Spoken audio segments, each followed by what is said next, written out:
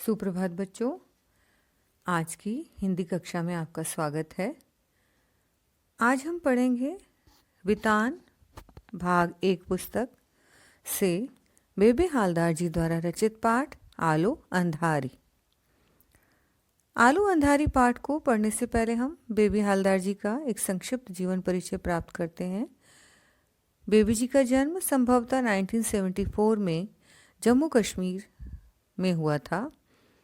13 वर्ष की आयु में इनका विवाह इनसे दोगुनी उम्र के व्यक्ति के साथ हो गया था, जिसके कारण 7वीं कक्षा में ही इन्हें अपनी पढ़ाई छोड़नी पड़ी।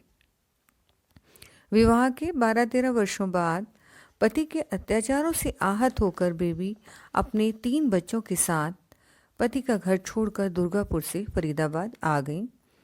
कुछ समय बाद ये गुड़गांव चली आईं।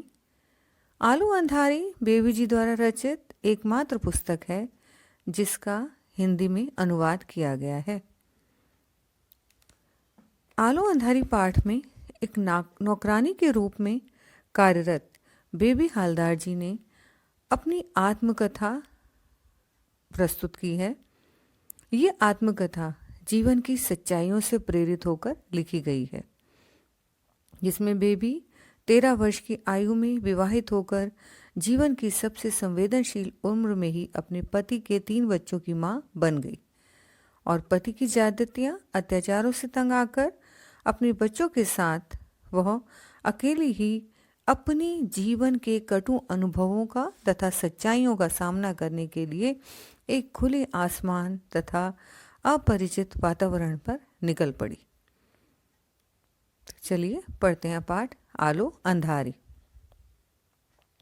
बेबी अपने पति से अलग अपने 3 बच्चों के साथ किराए के घर में रहती है तथा उसे यही चिंता सताती है कि उसे काम नहीं मिला तो वह अपने बच्चों का पालन पोषण कैसे करेगी, कि उन्हें क्या खिलाऊंगी और उन्हें कैसे मैं उनको पालूंगी पोसूंगी। वो स्वयं एक दूसरे घरों में काम की तलाश में जाती है और उसे यही लगता है कि यदि उसे काम ना मिला तो उसका क्या होगा, और इसी चिंता में वह डूबी रहती है। पूरा दिन यहाँ वहाँ घूमती रहती है। वह अपनी सभी जान पहचान के लोगों से भी अपने लिए काम ढूंढने के लिए कहती है, क्योंकि उसे यह चिंता है कि महीना पूरे होने पर वह अपने घर का किराया कैसे देगी और उसे इससे कम किराए पर कोई घर मिलेगा भी तो नहीं। शाम को जब वो घर आती है, आस पड़ोस की औरतें उसे काम मिलने के बारे में पूछती हैं तो वह जब कहती है कि नहीं मुझे काम नहीं मिला, तो उनके चेहरे का भाव देखकर अजीब सा लगता है। कोई मुंह से ऐसे करके आवाज़ निकालती है, चलो मिल जाएगा, और इधर उधर ढूंढने से तो मिल ही जाएगा, ऐसे कहकर उसको सांत्वना देती हैं। बेबी अपने घर में अकेली रहती है अपने 3 बच्चों के साथ। आस पड़ोस के लोग उसके बारे में तरह तरह की बातें करते हैं और उससे अनेक प्रश्न पूछते हैं कि तुम यहाँ अकेली रहती हो, तुम्हारा स्वामी अर्थात तुम्हारा पति कहाँ है, और तुम कितने दिनों से यहाँ रह रहे हो, तुम्हारा स्वामी कहाँ है, क्या करता है, तुम यहाँ अकेली क्यों रहती हो, क्या तुम शहर में अकेली रह सकोगी, तुम्हारा पति या तुम्हारा स्वामी तुमसे मिलने क्यों नहीं आता है, आदि। और लोगों की बात इस तरीके के तरह तरह के प्रश्न सुनकर बेबी को जो है किसी के पास खड़े होने और किसी से भी बात करने की इच्छा नहीं होती, क्योंकि उनको यही लगता कि बस फिर से मुझसे यही बातें पूछी जाएंगी। अब क्या है, और वह अपने बच्चों को लेकर काम ढूंढने के लिए निकल पड़ती है। जब बेबी की पहचान यहाँ सुनील नाम के एक 30-32 साल के युवक से होती है।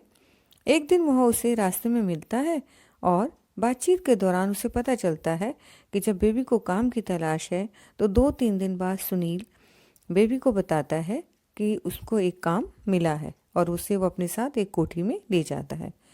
कोठी का मालिक बेबी को 800 रुपये महीने पर काम में रख लेता है। बेबी को उस कोठी में खाना बनाने और साफ सफाई का काम मिलता है।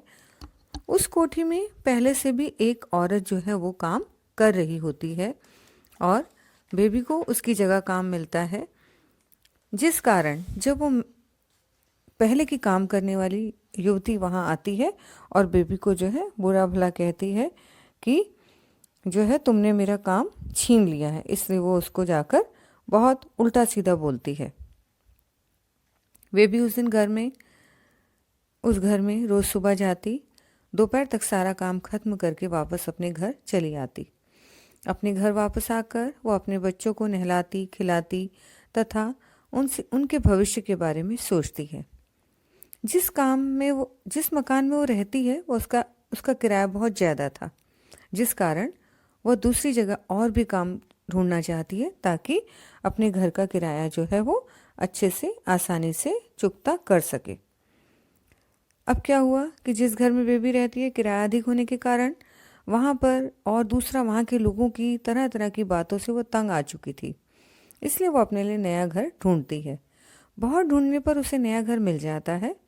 उस घर का किराया 500 रुपये था, परंतु जो शौचालय था वो घर से दूर था।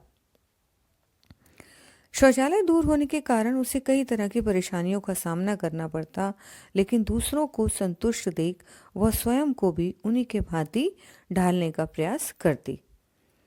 नए घर में यहाँ पर भी उसको लोगों की बहुत सारी बातों का जो है सामना करना पड़ता और फिर से वही प्रश्न, वही लोगों की बातें कि तुम्हारा पति कौन है, कहाँ गया है, किधर है, उन सभी बातों का जो है उसको सामना करना पड़ता। अब बेबी जो है एक कोठी में काम करने लग गई है और कोठी में काम करने के लिए वो जो है सुबह बिना खाए पिए काम पर चली जाती है। लेकिन कोठी के जो मालिक हैं वो बहुत ही सज्जन और दयालु व्यक्ति थे। बेबी की घर के सब देखते हैं कि वो बेबी किस तरीके से घर के काम कर रही है और बेबी को घर के कामों में निपुण देखकर वो उससे पूछते हैं, उसको देख के बिल्कुल आश्चर्यचकित हो जाते हैं और उससे पूछते हैं कि वो किस तरीके से इतना सारा काम वो कर लेती है। अब क्या है कि उसके परिश्रमी स्वभाव को देखकर जो कोठी के मालिक हैं उनको जो है विशेष रूप से आत्मीयता हो जाती है। एक दिन वह बेबी को बिठाकर उसके पारिवारिक और व्यक्तिगत जीवन के बारे में पूछते हैं और उससे सारा कुछ जब जानते हैं तो वो कहती है कि मुझे सवेरे जल्दी उठकर बिना खाए पिए काम पर आना पड़ता है और खाना वाना मतलब वो कहती है कि घर जाती है तब जाकर वो बनाती है। और जो बेबी के मालिक हैं वो जो हैं उस चीज़ पर बड़े हैरान होते हैं। बेबी की दिनचर्या जानकर वो उससे कहते हैं, मैं तुम्हारे बाप, भाई, माँ, बंधु मतलब मित्र जैसा हूँ। तुम कभी अपने आप को अकेला और बेसहारा मत समझना। तुम निश्चिंत होकर मुझसे अपनी सारी बातें कर सकती हो।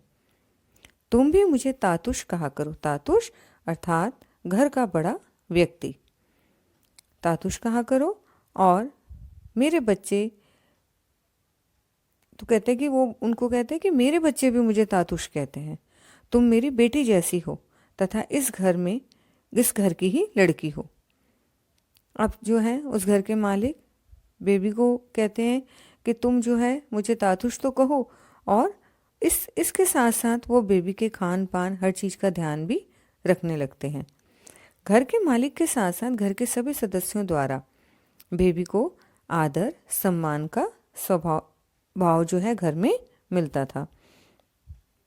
अब क्या हुआ कि ऐसे ही तातुश को पता चलता है कि बेबी जो है अब वो किस तरीके से सुबह से यहाँ पर आती है, काम करती है, जाती है, फिर अपने बच्चों को देखती है और वो बेबी के साथ उनका एक अलग ही व्यवहार हो जाता है। और उनको लगता है कि बेबी जो है उसको ये ना लगे कि मुझे इतना मेहनत करने के बाद भी कोई सहारा नहीं मिल पा रहा है। वो उसके पूरे खान पान का भी ध्यान रखते हैं। और एक दिन क्या होता है कि बेबी वहाँ पर ऊपर के कमरे की सफाई कर रही होती है और जब वो ऊपर के कमरे की डस्टिंग कर रही होती है तो वहाँ पर जो है कमरे में 3 अलमारियाँ किताबों से भरी होती हैं। और वहाँ पर वो क्या करती है कि डस्टिंग करते करते उनको झाड़ते झाड़ते कुछ किताबें वो खोल कर देखती है, उलट पुलट कर देख रही होती है। तो तातुश को उसको देख लेते हैं तो उसको बोलते हैं कि क्या तुम्हें कुछ पढ़ना लिखना भी आता है। और जैसे वो उससे पूछने पूछने पर तातुश द्वारा पूछने पर बताती है कि वह छठी सातवीं तक पढ़ी है।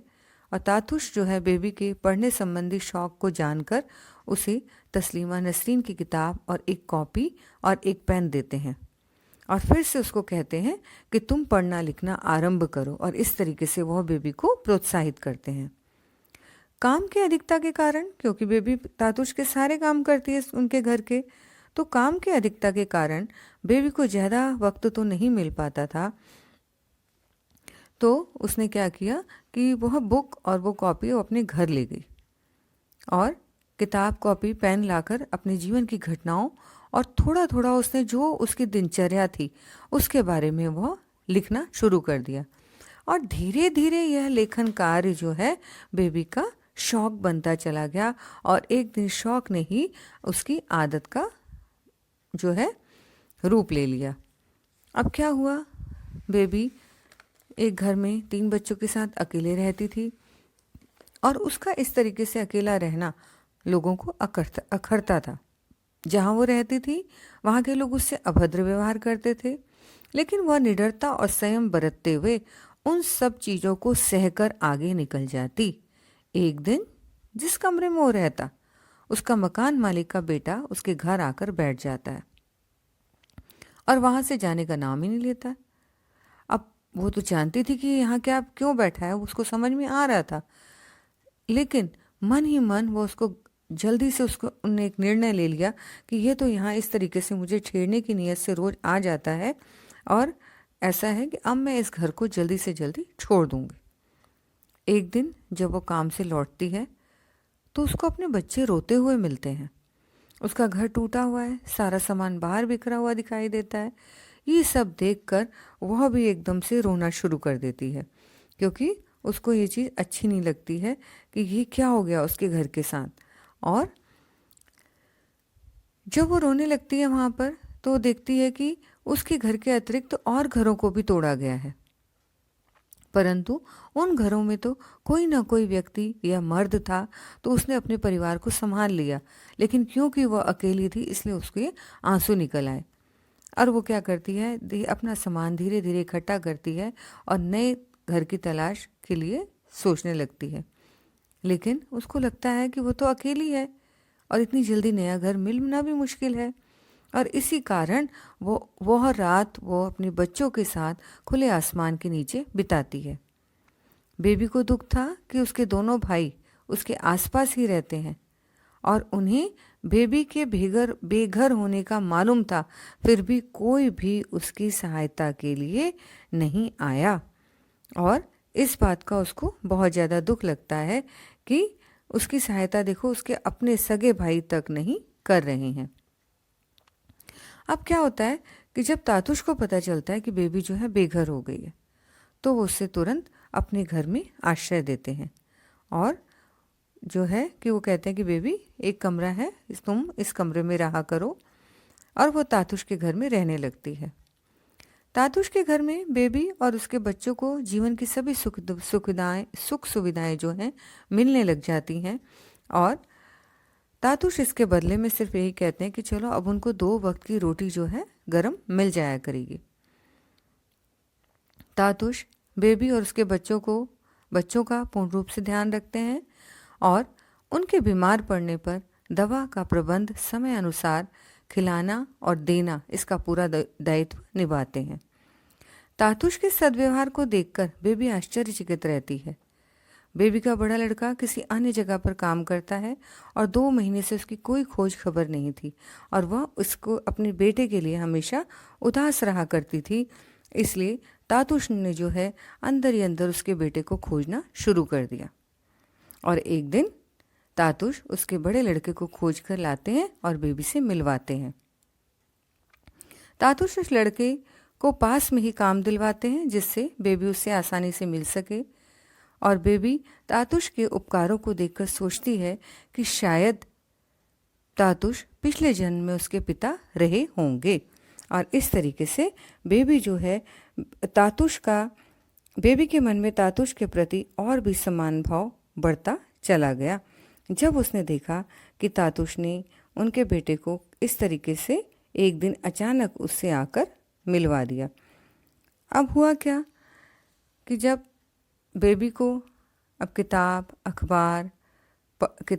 पढ़ने, अखबार पढ़ने और लेखन कार्य में रुचि और आनंद आने लगता है। तातुश के लेखन की फोटोकॉपी अपने पास रख लेते हैं और उसे अपने मित्र को भेज देते, जो भी बेबी लिखती है। और वो क्या करते थे कि उसको लेके अपने दोस्त के पास भेजते रहते। इस तरह तातुश के साथ साथ उनके मित्र भी बेबी के लेखन से प्रभावित होते और वह निरंतर उसका उत्साह बढ़ाते। बेबी तातुश के मित्र को जेठू अर्थात पिता का बड़ा भाई कहकर संबोधित करती तथा शर्मिला, जो कि तातुश की मित्र थी, उसको दी कहकर संबोधित करती। जेठू लेखिका को या बेबी को आशापूर्णा नाम की प्रसिद्ध लेखिका का उदाहरण देकर उसका हौसला बढ़ाया करते थे। और तातुश के जो छोटा बेटा था अर्जुन, उसके मित्र भी यहाँ आकर रहने लगे और बेबी के अच्छे व्यवहार से उनको सब काम जो है खुशी खुशी बेबी उनका सारा काम कर दिया करती और बेबी के व्यवहार से वो भी खुश थे।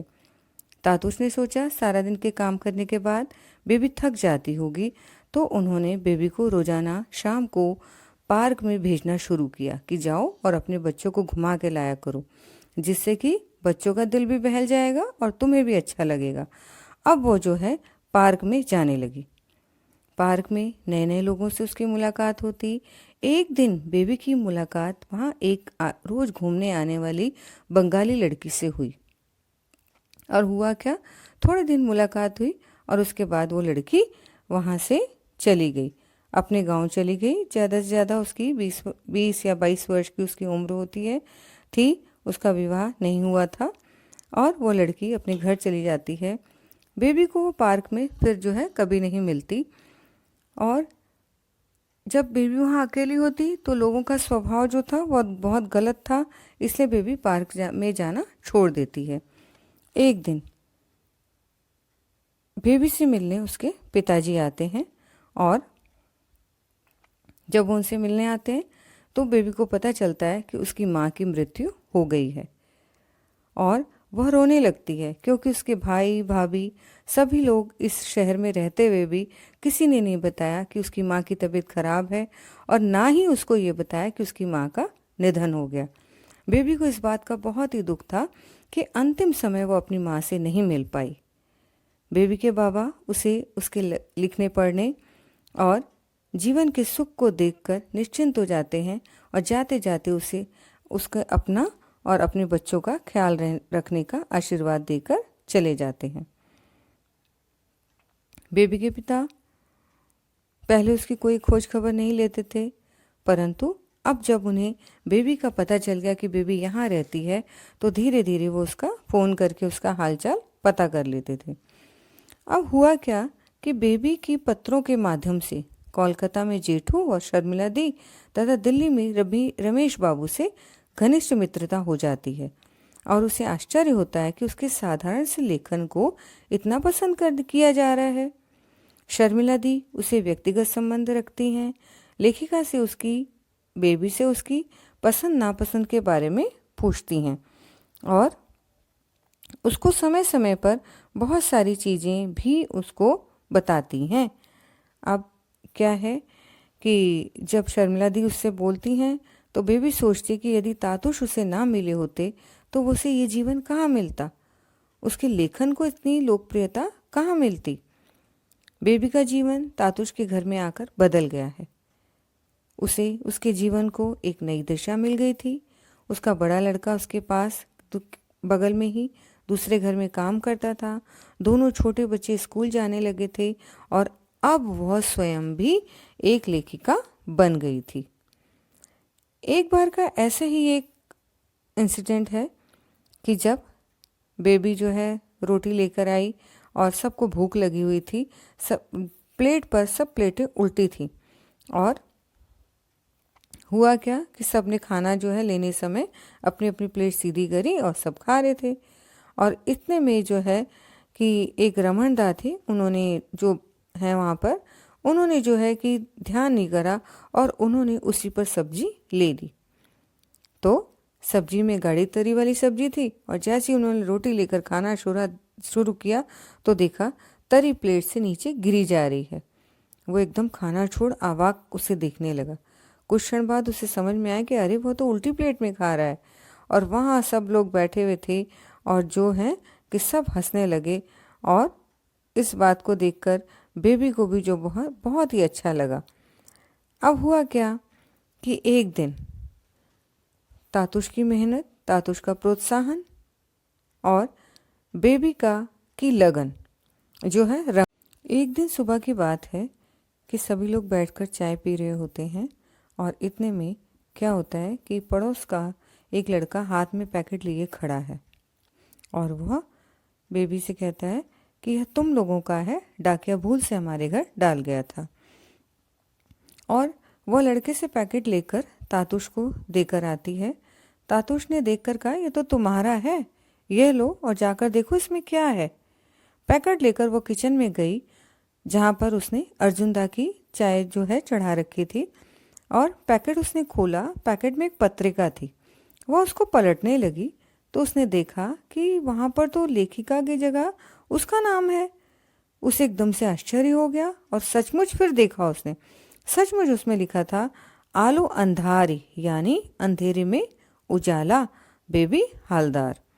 और वह खुशी के मारे झूम उठी और उसके मन में जो है कि मन की ऐसी उथल पुथल में भी जेठू की वो बात उसको याद आ रही थी कि आशा पूर्णा देवी भी दिन भर के काम निपटाकर उस समय लिखने पढ़ने बैठती थी जब सब लोग सो चुके होते थे।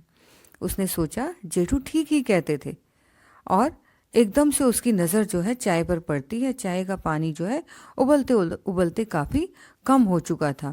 उसने जल्दी जल्दी चाय बनाई और अर्जुनदा को दी और नीचे से ही उसने कहा देखो देखो एक चीज़, और बोलती बोलती अपने बच्चों के पास पहुंची और दोनों बच्चे दौड़कर जब उसके पास आए बोला कि क्या है, तो उन्होंने कहा देखो इसमें क्या लिखा है।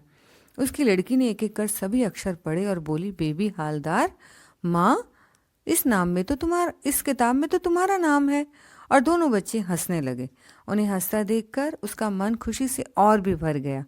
उसने प्यार से उन्हें अपने पास खींच लिया और प्यार करते करते उसको एकदम से याद आया और बच्चों को छोड़ा और छोड़ो छोड़ो छोड़ो मैं अभी आती हूँ कहकर वो उठ खड़ी हुई और नीचे आते हुए सोच रही हूँ कितनी बुद्धू है, अपना नाम देखकर वो तो सब कुछ भूल गई। और जल्दी जल्दी वो सीढ़ियों से उतरकर तातुश के पास आई और उनके पैर छूकर प्रणाम किया। तातुश ने भी उसके सिर पर हाथ रखकर उसको आशीर्वाद दिया और इस तरीके से घर का काम करने वाली एक सामान्य सी महिला तातुश जैसे पुरुष का आशीर्वाद पाकर क्या बन गई, एक लेखिका बन गई। आलू अंधारी पाठ के माध्यम से यह संदेश मिलता है कि जिन्हें पढ़ने लिखने और आगे बढ़ने की इच्छा हो, यदि उन्हें थोड़ा सा सहारा, उचित मार्गदर्शन मिल जाए तो विपरीत परिस्थितियों में भी वो अपना और अपने परिवार का भविष्य उज्जवल बना सकते हैं। बेबी जो इस पाठ की नायिका भी है और एक घरेलू नौकरानी है। 13 वर्ष की उम्र से ही दोगुने उम्र की युवक से शादी की वजह से उसको जो है कष्ट सहने पड़े। उसे सुनील से सहायता मिलती है तो काम मिल जाता है। तातुश उसकी पूरी तरह से मदद करते हैं, घर में कमरा देते हैं, रहने का सहारा देते हैं, बच्चों को आश्रय देते हैं। और तातुश के घर में रहने से उसके बच्चों का भविष्य भी उज्जवल हो जाता है और साथ ही साथ बेबी भी एक लेखिका बन जाती है। इस प्रकार एक भले योग्य आदमी का सहारा, मार्गदर्शन पाकर उसके जीवन की दिशा बदल जाती है और उसे समाज में मान सम्मान सभी मिलता है। बेबी साहसी है क्योंकि वो अपने पति से अलग होकर बच्चों के साथ किराए के मकान में रहकर उनका पालन पोषण कर रही है। बेबी परिश्रमी है। वह तातुश के घर का पूरा काम करती है और काम के साथ साथ वो अपनी पढ़ाई लिखाई, बच्चों की पढ़ाई लिखाई का भी ध्यान दे रही है। बेबी अध्ययनशील है, घर का काम करती है। उसे दुख जरूर है कि वो बचपन में नहीं पढ़ पाई, लेकिन तातुश की प्रेरणा से वो पढ़ने लगी और साथ साथ अपनी आत्मकथा भी लिखना शुरू कर दिया उसने। बेबी ममतामयी है, अपने बच्चों की माँ और तातुश के परिवार की वो बिल्कुल एक बड़ी माँ बनकर पूरे घर को वह संभाल लेती है।